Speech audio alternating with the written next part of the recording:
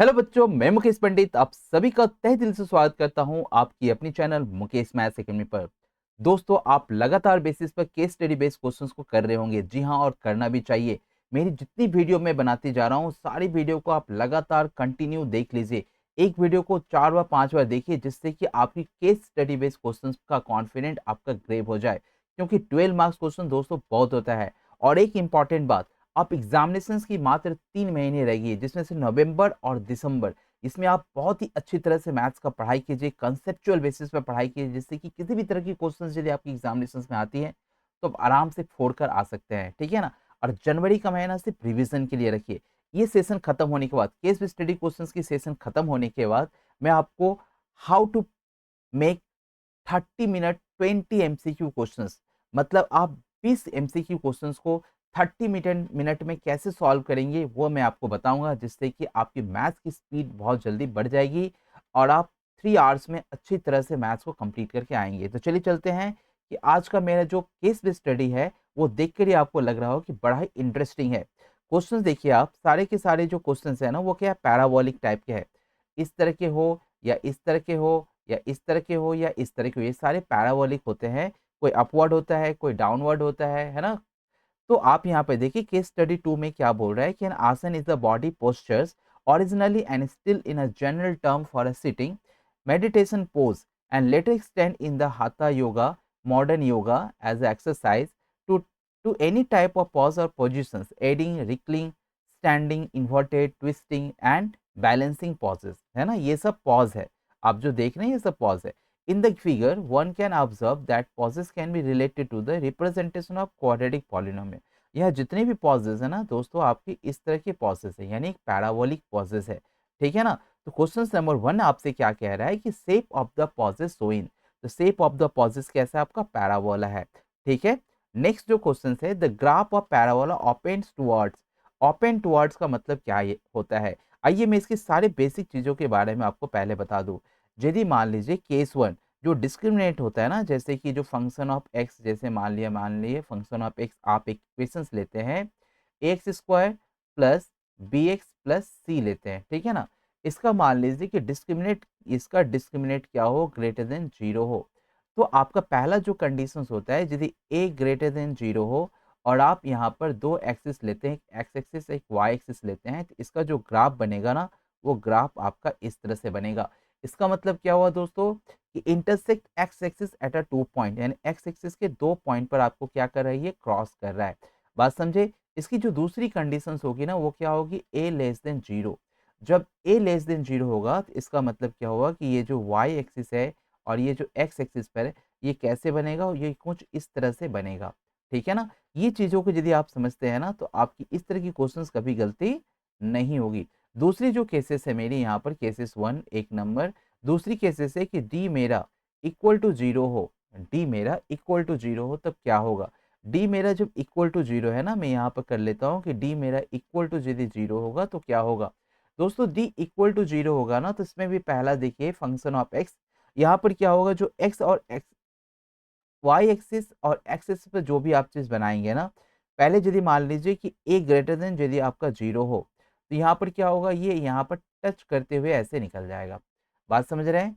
यदि आपको ए less than zero हो, यदि ये ए लेस देन जीरो हुआ, तो ये ग्राफ किस तरह से बनेगा, ये ग्राफ आपको नीचे डाउनवर्ड बनेगा और एक्स इसको नीचे टच करते हुए चला जाएगा। तीसरा जो केसेस है ना, ये 2 नंबर केसेस है। और 3 नंबर जो केसेस है ना, वो बहुत ज़्यादा इंपॉर्टेंट है। 3 नंबर केसेस में क्या है कि डी मान लीजिए लेस देन जीरो होगा। ठीक है ना। तो इसमें सबसे पहले जो ए लेस देन आप जीरो करोगे, इसका ग्राफ कुछ इस तरह से बनेगा, क्या होगा, टच ही नहीं करेगा भैया, ये यहाँ पर ऐसे ही रह जाएगा। बात समझ रहे हो, है ना। और तीसरा जो लास्ट आपको देख रहे हो कि ए ग्रेटर देन जीरो आपको दिख रहा है, दिख रहा है क्या पीछे मुझे। तो ए ग्रेटर देन यदि जीरो हो, यहाँ पर मैं होऊंगा ना, तो ए ग्रेटर देन जीरो मैं यहाँ पर बना दूं, यदि ए ग्रेटर देन यदि जीरो हो जाए, ए ग्रेटर देन जीरो हो जाए किस में, ये किसकी बात कर रहा हूँ मैं, ए लेस देन जीरो की बात कर रहा हूँ।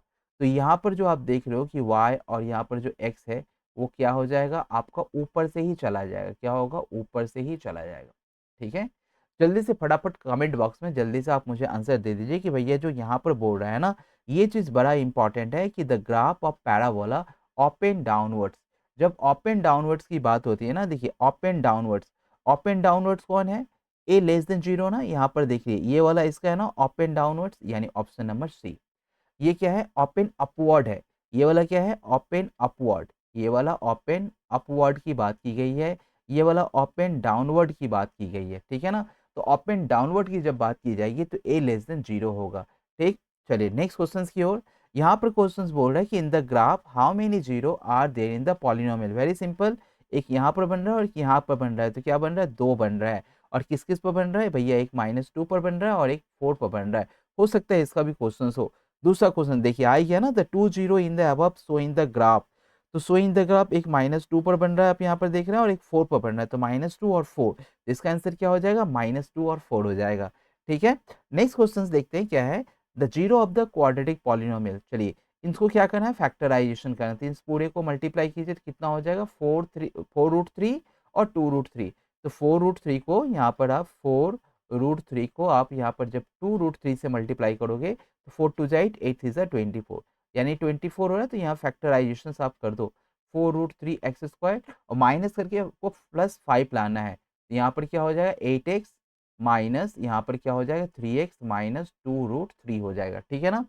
अब यहाँ पर आप कितने कॉमन ले सकते हो, 4x कॉमन ले सकते हो, तो यहाँ पर आप 4x कॉमन ले लिए तो आपके बचा यहाँ पर √3x और यहाँ पर हो गया आपका 2, -3 यहाँ पर कॉमन लो, यहाँ पर -3 नहीं ले सकते, आपको यहाँ √3 लेना होगा, तो यहाँ पर आपका √3x हो जा रहा है, और माइनस माइनस कॉमन होने पर क्या हो जाएगा, यहाँ पर प्लस हो जाएगा, और यहाँ पर जो आंसर आपका 2 हो जाएगा इक्वल टू 0।